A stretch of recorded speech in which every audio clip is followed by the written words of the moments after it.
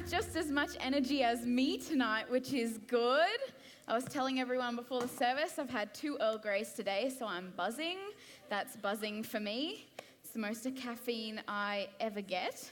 But it's good to see you all here tonight, and, it's such a privilege for me to be able to share with you all, and, I really have something on my heart for this week, so I'm very excited. And if you don't usually come to church or this isn't your regular thing, I really want to welcome you and just let you know that, we're so happy to have you and you're so welcome here. And, it's really just our heart that you would leave just knowing that there's a God who loves you and that, he has such an incredible plan for you and your life. And for all of us, I really hope that we can take something really special away from tonight. And, as I prepared for this is something really close to my heart. So it's going to be a little bit different. And I thought, I feel like I really just want to have a chat with you guys, really just relax and just share a little bit, and I hope that's okay with you. So it might be a little bit different, but I wanted to share a little bit of my story from more recently. And over the last 3 years, I've been really blessed by God as I've really pursued Him and I've really chased after Him wholeheartedly. I've seen a lot of breakthrough in my life, especially I've overcome a severe anxiety issue. I've been able to see growth in my leadership and my gifts and relationships, which is fantastic, and it's just been such an incredible journey for me. And when I started 2019, I thought, this is the year, this is the strongest I've ever been, that's the best way to start the year, I feel like. And I was just so excited for everything that was going to happen and I was like, 2019, it's going to be great. And so far it's going very well. But there was not a hiccup, but there was a real moment in this year already. And essentially, so one day at the start of the year, I was on my lunch break. So I work at a desk all day long, 8 hours a day, 3 screens. I've got a big setup, and so I don't go blind or die of something. I love to go for a walk every lunch break, and I was on this walk in town and I was having a great time, and I love to peruse all little stores. And while I was in this one store, I saw this family come in with a mum and her 2 daughters, and they were having so much fun, and they were playing around and trying different things on and having a giggle, and it was just so nice to see. But if I'm really honest, when I saw that, I really started to feel a hurt, kind of a pain that I really couldn't explain to myself. And, it's funny because I tried to push it away. For me personally, I've never really wanted family or kids or things like that, and there's a lot of reasons for that, and I've always been very comfortable in that decision for myself. But even still, I just started to feel this real sense of, like, maybe a loss, or that I was missing something that I might never have, which was weird because I was pretty happy in that decision. And, I wonder if you guys have ever felt that way before. You've tried to convince yourself you're okay with something, even though it's so clearly a hurt in your life, and you just try and push it down. And, it's like, I don't know if you guys watch Emperor's New Groove, I really hope you do, but how there's, your little angel, your little devil, it's both you, and you're arguing with yourself. And, I do that a lot, and I hope it's not just me. But, in a room this size, I feel like there would be so many of us that have experienced a pain that we've really tried to push down and just ignore. And, that can be based on the actions of other people. It could be a hurt based on actions that we've done ourselves. And it can manifest in so many different ways. For me, it was that hurt in family. For some people, it's an addiction or an anger towards someone. Or it could be maybe in your professional life. Maybe you've chased a dream or a promotion you've never got, and you're just pretending like it was never really your dream because that's easier for you. And there are so many ways that we can do this, but the real danger here is that, it's natural and instinctual for us to hide the most vulnerable parts of our lives. That's just an instinct.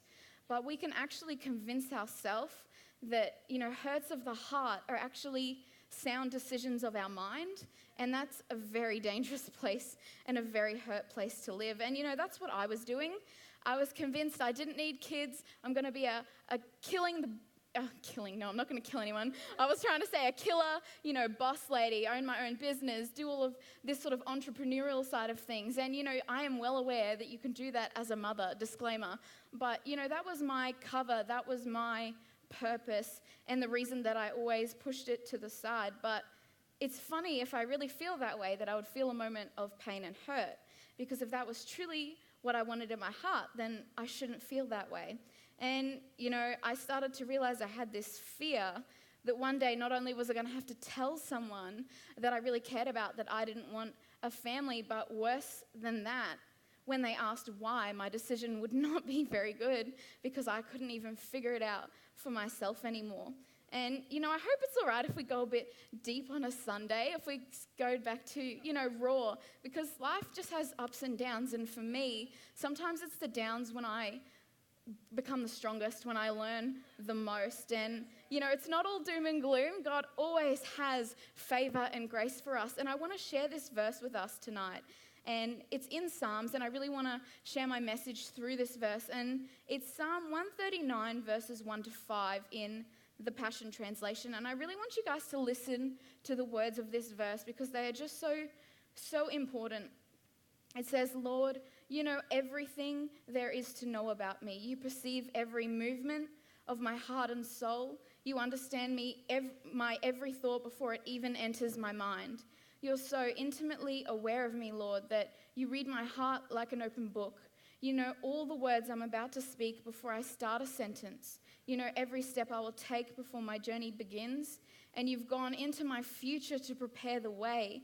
And in kindness, you follow me behind me to spare me from the harm of my past. And I love this verse. And what I see here is a God who loves us so wholeheartedly, who loves every inch of us, that he would know our thoughts before we say them, our actions before we do them. And my message tonight, I've called it Pain to Promise. And as people, we hurt. But through God, we find wholeness, we find forgiveness, we find peace and healing. And, I believe that in every pain, there's a promise from God. In every hurt, there's a plan and a purpose that he is going to work for good in your life and in others. And, the promise, it's not complex. In Romans 8:28, it says, we are convinced that every detail of our lives is continually woven together to fit into God's perfect plan, bringing good into our lives. For we are his lovers who have been called to fulfill his designed purpose. And it's very simple. God's promise to us is that in all things, he can make a good thing. It's not that in all things life will be smooth and easy. It's that no matter what you face, he can transform that into blessing. He can replace hurt with healing. And, that's exciting to me. And I really want to encourage us tonight. This message isn't just for us. We're not the only people that hurt. And just because we're in church and we're trying to find something doesn't mean that people who are lost don't deserve to hear it. And I want to encourage you guys, take this to people who need it. Share it with them. Just be honest and open with them. Because, when Rob shared a couple weekends ago and he said this generation might be the last Bible literate generation, that really concerned me because I don't want to be a part of the generation that lost fire for Jesus. I want to be a part of the generation that stoked it up so big that future generations struggled to let it go out. And, that means that we need to be so passionate about what we hear that we want others to know the truth. And, before we go further, I just really want to pray for us tonight. And I'm going to take a drink of water because I think I'm speaking way too fast and I'm very unfit, so apologies. But Father God, we just thank you for the opportunity to be in your house tonight. I just pray that for each and every one of us, you would start to reveal in our hearts things that we've hidden away, things that we've buried deep, God, not so that you could rush us and to moving them, but just so that we could start to heal, God. We could start to move forward into your plan and into your promise. And I just pray that as we leave tonight, we would leave knowing that there is a greater purpose and that in every pain there is a promise for our lives. In Jesus' name, amen. So, back to a more classic Sezzy style message. I do have a fun story to share. Don't worry, I wasn't going to let you down. And I recently got back from a trip to New Zealand, which was fantastic, with one of my besties, Raleen. So shout out to Rils, she's amazing. And her dad's amazing too, because we were planning on going on a few hikes. And 4-hour return, which to me is ridiculous. I don't know if you like to walk. I do not like to walk. So it was to see these beautiful glaciers though, so it was worth it.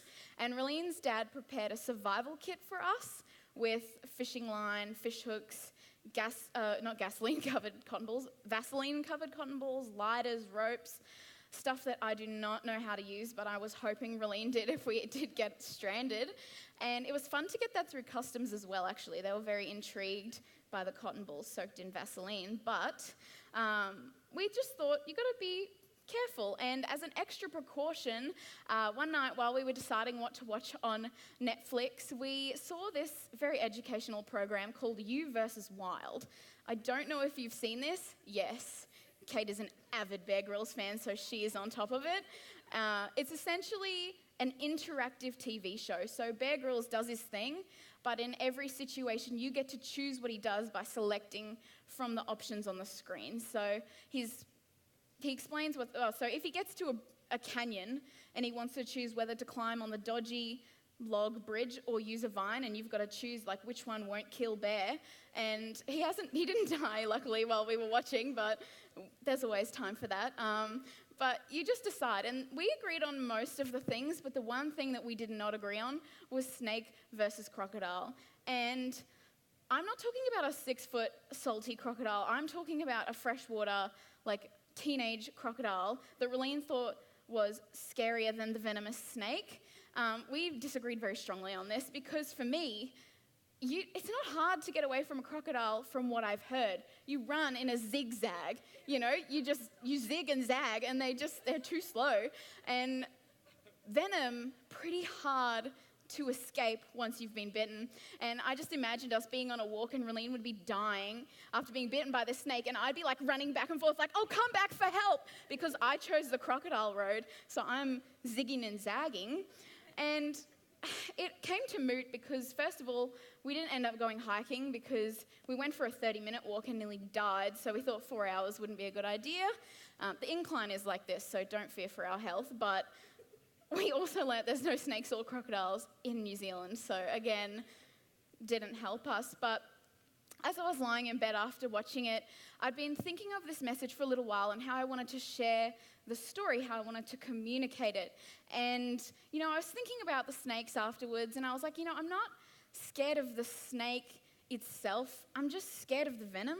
They're still pretty creepy, but if it doesn't have venom, I'm not going to die or lose a limb or anything like that. It's just something that I would try to avoid. And, it just made me laugh because as I was lying there, I felt like this was a great way to tie in my thought, and you're going to have to hold on because I think sometimes my brain is not the same as everyone else's, but that's okay. They say act confident, no one will question you. So that's what I'm going to do. But with the idea of pain to promise, it's this idea that the very thing that brings pain into our life, God can use to bring the healing. He can use to bring the promise. And, when you get bitten by a snake, you need anti-venom. And the only way you can make anti-venom is by using venom.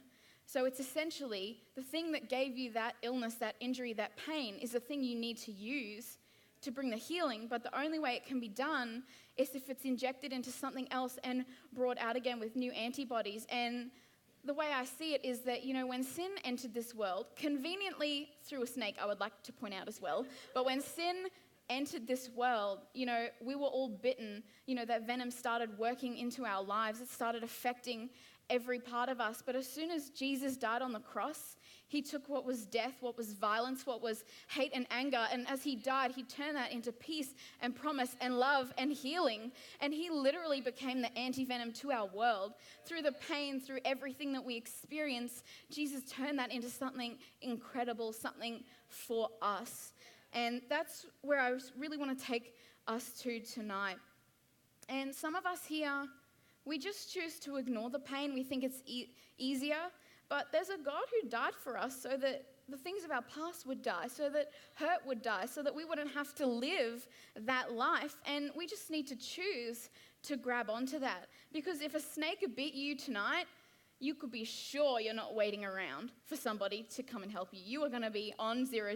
You're going to be doing whatever you can.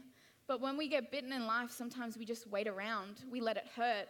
We just bury it and think it's going to go away, and the damage just gets worse. So tonight, I've got 3 basic thoughts for us that I really want us to consider, like what to do when we realize we've been bitten by something in life. Because the difference between a snake bite and the bite of life is that snake bite will really hurt your body, but the bite of life is going to damage people, it's going to damage relationships, it's going to damage friendships, it's going to hurt your spirit. So we really need to make sure we're mindful of this. And I'll do that just sharing through that psalm that we read earlier. So my first thought is that we need to be able to identify. If you can't identify what bit you, you will not be able to seek treatment for that. When it comes to animals, you need it down to the specific breed. It can't just be snake. It has to be brown snake or red belly. Like, it's very specific, and it's the same in our lives. If we don't know what is specifically bringing us pain, how can we ever try and find a way to heal that, a way to bring peace to that situation? And in the first 2 verses of that psalm, it says, Lord, you know everything there is to know about me. You perceive my every movement of my heart and soul, and you understand every thought before it enters my mind. And I love this because I think the biggest problem in identifying our pain is that we actually have to face the reality that it might be real, that the hurt might actually be there, and we're afraid of the answer. We're afraid to ask. But you know what? God already knows. He knows us so well. There's nothing we could ever hide from him. It's just a matter of seeking him and allowing him to show you what it is. And, after seeing that family, for me, I knew that the way that I felt, I needed to identify why I was hurting. I needed to know why I was upset, because I thought I knew, and now I'm hurting, and confusion for me is not something I enjoy. I don't know if you enjoy it, but I personally like a lot of clarification in my life. And the whole point of identification, it's not to guilt or shame or to make you feel bad. It's just actually to create a space for someone to bring help, for someone to bring that healing process. So, I have 2 questions that I think we should really consider tonight. And the first one is, what venomous things are you letting into your life? Are you playing around a snake nest? Because if you are, you probably need to move. You really need to consider, if you're hurting, what might be the cause of that. And I've said it wrong in here. I don't know if it's going to look weird up there, but what are you burying away in your heart that needs to be identified? See, there's a difference between knowing that you're near a place that might bring pain and actually being in a place where you are in pain. And I think tonight it's my heart, not that we would leave in pain, but knowing that there's actually something under the surface that God can bring healing to, that God can actually remove from our hearts. And so, God already knows what it is, and he's not going to overwhelm us all at once. He's not going to rush us into things that hurt really deep. For me, it's been 3 or 4 years that I've been on this journey, and it's only just recently that I've seen any sort of clarification on this. He's worked on me piece by piece and never tried to rush me, and that's his heart. He always moves at a speed in his timing, but he will never push you where you're not ready to go. And that brings me to the second thought. So once we've identified things, we need to seek. We need to seek out help. We need to seek out guidance. In the 3rd and 4th verses, it says, "You're so intimately aware of me, Lord. You read my heart like an open book. You know all the words I'm about to speak before I even start a sentence. You know every step I will take before my journey begins." And God, he doesn't leave us alone on our journey. He walks with us day by day. And because of that, when we're not sure, all we need to do is seek him. All we need to do is pray and ask that he would show us, because he's already there. He already knows. It's not something that he's going to have to go and Google about you. He's going to know exactly what you need. And, if we don't seek out help, it might not come to us. Too many of us either suffer in silence or in ignorance, because we're either too afraid to ask, or we don't even know that it exists. Just like my pain, I did not know that was there until that moment. And so for me, I really started praying to God, because I didn't know if I was hurting or if I was just emotional, if I did want a family, if I didn't want a family. And, confusion will happen when you get bitten by something. There's always an effect. And I think when you're trying to decide what to do, when you're starting to realize that it's life-threatening in a sense, you will start to get confused because it becomes so real to you what this really means in your life. And, even if you don't know that something's hurting, we can still seek God to reveal things that are hidden. Every time you get to that next level, thinking that everything is going incredibly, God will always reveal something that's going to take you even higher, that's going to bring you to an even better place of peace in your life. And I love this verse. In Philippians 4, verses 6-7, this is again the Passion Translation. It says, "Don't be pulled in different directions or worried about a thing. Be saturated in prayer throughout each day, offering your faith-filled requests before God with overflowing gratitude, and tell him every detail of your life. And then God's wonderful peace that transcends human understanding will make answers known to you." It's funny because in the verse earlier it says that God knows everything about you. But then in this verse it says that you should tell God the things of your heart. Tell him every detail of your life. There is a power in seeking. Just because God knows you doesn't mean he doesn't expect a response from you. And, we can wait around for him to come to us, but I think when we seek God, when we go after him, that's a signal to him that we're actually ready for him to work in our lives. Like I said, he doesn't rush. He's not a God who's going to force things on us. But when we seek, that's actively saying that, God, we want you to do something with this. We're ready for you to take this hurt and bring it to the surface and make it into something beautiful and change it to your promise and your plan for my life. And that's why it's so important. Don't ever think that just because God knows what you think, that we shouldn't be open with him, that I will drive to work in the morning and just talk to him. And I just like to pretend that people think I'm talking to the Bluetooth phone in my car, because for all they know, I could be. But you know what I mean? It's just as real as on the way to work, just having a chat. And that's so cleansing for the soul, because God responds when we seek, always. And I think, that's the step before he can really start working our pain into our promise. And so a question for us to think on here is, what do we really need to start sharing with God? This verse says every detail, but I'm sure there are specifics in our hearts that we would know that we should share that with God. We should seek him on because we want to see a healing. We want to see something change. And that brings us to my third thought in this. So we'll identify things to make sure that we can get the help we need, and we'll seek God so that he knows we're ready for that next step. But the third thought is to treat, or treatment, if you will. The 5th verse of that Psalm 139 says, "You've gone into my future to prepare the way, and in kindness you follow behind me to spare me from the harm of my past."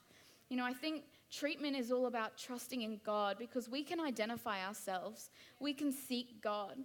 But the real treatment, we can semi-treatment. We can cut off the things we've identified that are hurting us. If they're people, if they're things, we could really monitor that. But the hurt and the damage that's already within us, that's not going to be treated by us. That's not going to be helped by us. And so this is such a faith step. And, I use the example that Jesus was like an anti-venom to our world. And I think it'd be more accurate to say he's an anti-venom on steroids, because I did a bit of research, and anti-venom will never fix the damage that it's already done. It will only prevent the venom from spreading further.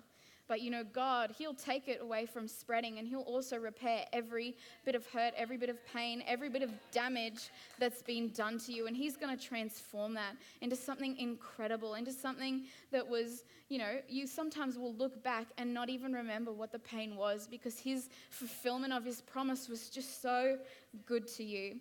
And it's so transformative in that way. And I just love that about God. And it's important because treatment will always be in his timing.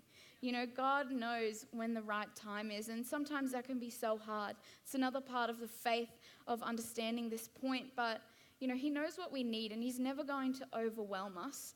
But you can expect that he might want you to wait, or he might need you to wait, and that's okay. The important thing is that that when God says there's a promise for you, you know you're not going to miss out if you seek him, if you follow him. You know that's going to come to plan. If you wait like Abram 150 or however many hundreds of years he waited, he knew his promise would come true because God told him that it would. And that's the faith that we really need to make sure we're living our life with, because otherwise we won't see the promise. If we forget, if we can't hold on to it, we might miss out on something so incredible that God has for us.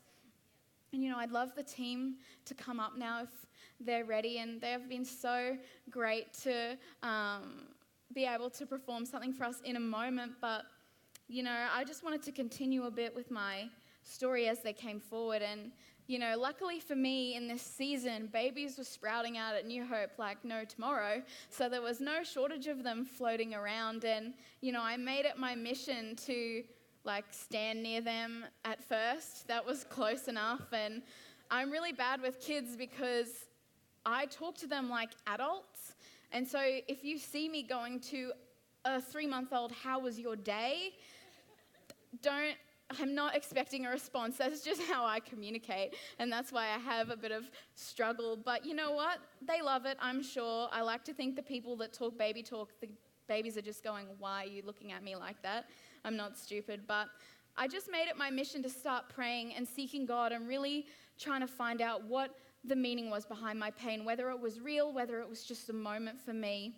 And it was funny, this one morning I was playing with Fletcher, Izzy and Matt's adorable little baby boy, and I gave him back before the service, obviously, but I killed mum life. I was really good at it. And as we were in worship, we sang one of the new Hillsong songs, and it's called Whole Heart, Hold Me Now. And I remember standing in the mosh, and there are these lyrics. So this is the chorus, but it says, once I was broken, but you loved my whole heart through. And then it says, healed and forgiven, look where my chains are now. And I remember singing that, and in that moment, just thinking, I'm so excited to have my own family one day. And I don't want to get too emotional, but it's okay if we get emotional about life, because it's just real. And I left so much lighter that day. And if I can never talk properly again, I'll finish the sentence. But I left so much lighter that day, 10 kilos, which for me is highly proportional to my body. But, I haven't gone down since. All I'm looking forward to is the next 10 kilos of spiritual weight that I'm going to drop when God brings that revelation. And I can tell you there's healing for us tonight. And this song, this is a declaration. Because if you've lived it, if you see me going wild to this song on a Sunday, you know why now, because it's just so true. And I'm not just singing it for what has happened, I'm singing it for what I'm excited is still going to happen. And that's what I want us to remember tonight. That's what I want us to all be able to experience. When we declare with words, God, that's seeking God. That's when God intervenes. That's when he breaks through to our reality. And so tonight, we're so grateful to have the beautiful team who are going to sing, not for us, but with us tonight. And I'd love it if you'd all stand. And I just really hope that you, tonight, if you do have a pain, if you do have something, sing this song as a declaration. Know that God has healing. God has so much purpose for you. And if you're living in that space, sing this as praise. Pastor Sue preached this morning, put on the garment of praise and let God know that you are so grateful for what he's done for you. So I'll hand over this to the team and just give it your whole heart.